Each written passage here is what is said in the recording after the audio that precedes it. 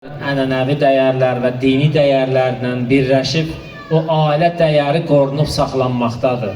Bir çox böyük ölkələrdə, inkişaf edilmiş ölkələrdə belə pulun, varın, dövlətin çox olan ölkələrində belə bəzi vaxtlar görürsən ki, ailə problemi, ailə böhranı insanlar yaşayır.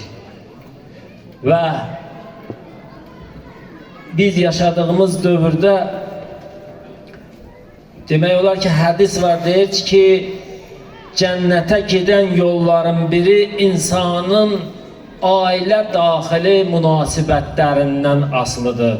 Yəni, oradan başlayır. Əgər insan cənnət arzu edirsə da, ailə daxili, hədisdir, ailə daxili münasibətlərdən başlayır insan cənnətə getməsi. Yəni, ora ailə mühit yaradır ki, insan cənnətə yol açılar. Yoxsa cənnətə gündə 15-20 dəqiqə təhcə namaz qılmaq və yaxud da oruç tutmaq təhcə onlar aparmır insanı cənnətə.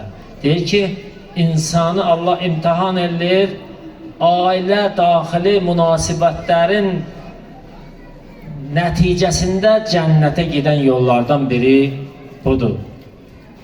Və ona görə Qur'an-ı Kərimdə bir dənə ayə var, buyurur ki, cənnətdəkilər əyləşərlər. Qur'anın Tur surəsinin 25-ci, 26-cı ayəsində buyurur ki, və əqbələ ba'duhum alə ba'din yətəsəəlun. Cənnətdə əyləşənlər oturanda bir-birindən soruşurlar, bir-birindən danışırlar cənnətdəkilər. Deyir, soruşacaqlar bir-birindən.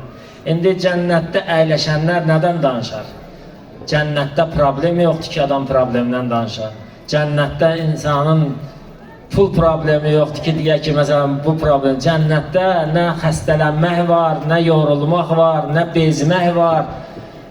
Heç bir şey insanın yoxdur. Ancaq o gözəlliklərdən danışarlar. Qur'an-ı Kərimdə